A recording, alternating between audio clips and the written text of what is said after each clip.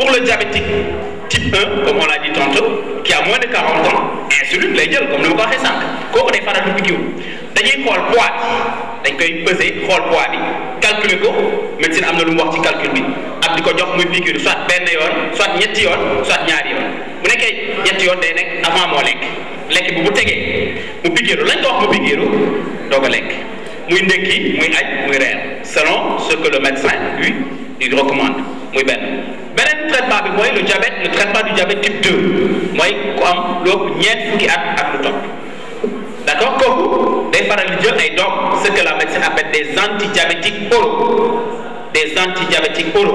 oraux mooy traitement oral mooy comprimé ba ngay naan loolu la ko médecine tuddee des antidiabétiques oraux muy ay doom mën na nekk benn suba benn midi benn ngoon mën na nekk ñaar ci suba ça dépend parce que antidiabétique oraux dafa bëri façon am na ñoo xam ne bu ñu nekkee diabétique yu am yaram am na façon garab yoo xam ne waruñu ko jël diabétique bu tuuti bu sew am na façon garab yoo xam ne war na ko jël bëri nag ay façon on ne va pas entrer dans ce cas de médecine qui est très technique d'accord loolu mooy diabète beneen mooy quelles sont les complications possibles bu diabétique mën a am maanaam li mën a tax diabétique am ay complications bu graaw ba mu faat ko wala ba ñu dagg tànkam loolu dañ koy faral di gis alors diabète études yi dañu montré ne maanaam étude médecine yi dañu montré ne diabète dafa am bu nekkee ci yow dafa am ce qu'on appelle des organes nobles yu muy faral di laal mooy le cerveau le cœur le rein et même ce qu'on appelle l'œil.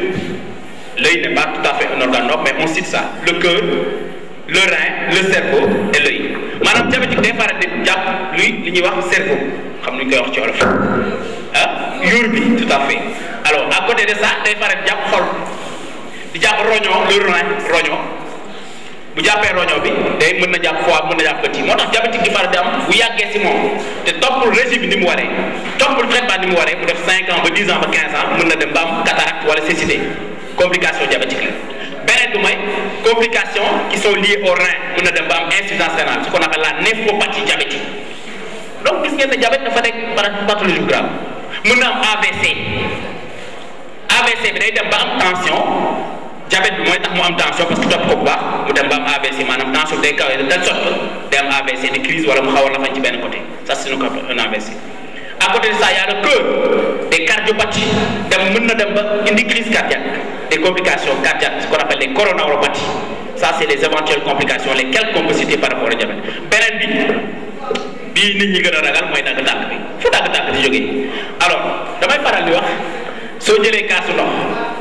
soo jëlee kaasu ndox moi c'est l'exemple que je donne le plus simple nga jël kaasu ndox def ci tuuti ndox ba mu digg par exemple tu prends un verre d'eau tu mets du sucre boo defee suukar si nga bàyyi teg ko taaj ko dans quelques minutes suukar fu mu jëm ci kaw wala ci suuf moo tax suukar su bëri si yaram ci tànk yi lay jëm parce que ñun bu ñuy dox njur dañuy dox alors ce qui fait que ci tànk yi la jëm ba tax na suukar soosu yàgg si tànk yi bëri si deret bi boo wàcc si tànk yi góom bu ndaw il suffit nga fakkastalu am góom bu ndaw day yombal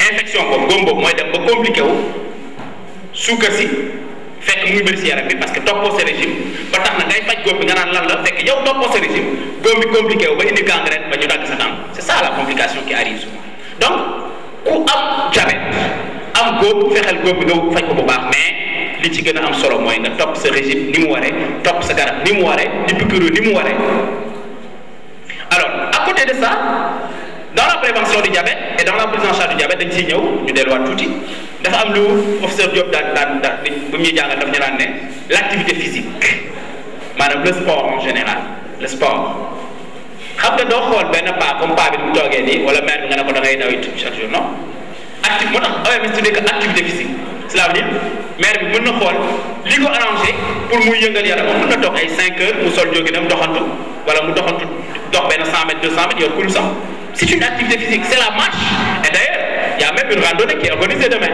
randonnée yooyu ñu organisé loolu activité physique la ku nekk koo xamante ne xale la ab as ndaw la jeune la mun ko ne mu daw yi donc ça dépend de l'individu c'est une activité physique régulière et adaptée qui dépend de l'individu donc sport daf ci am solo mooy maanaam activité physique c'est très important dans le diabète donc maa ngi leen di gërëm di leen sant loolu la amoon lu may wax ci diabète merci beaucoup. Alors comme il y a pas de maître de cérémonie général, dans cette cérémonie, il y a un master cérémonie. M. Ndiaye peut-être n'en a pas trouvé, je ne sais pas. Alors, moi je vais gérer ça. Donc, en principe, après cette petite conférence, il est clair que des questions vont surgir dans l'ensemble, j'en suis sûr.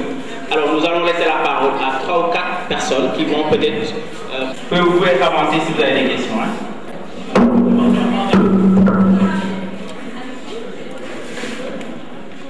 Bonsoir, docteur.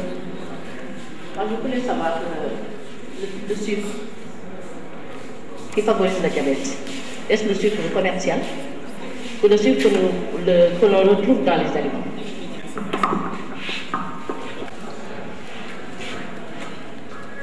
Donc j'aimerais savoir si c'est au fait l'essai de sucre ou pas.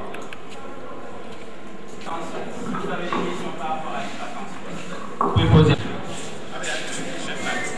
Parce que, par exemple, il y a des diabétiques qui ont des plaies. Et vous savez savoir que si c'est au niveau du pied, on peut amputer le pied. Et par exemple, si c'est dans certaines parties du corps, je voudrais savoir si cela peut aboutir à une jonctionnaire ou bien des choses comme ça.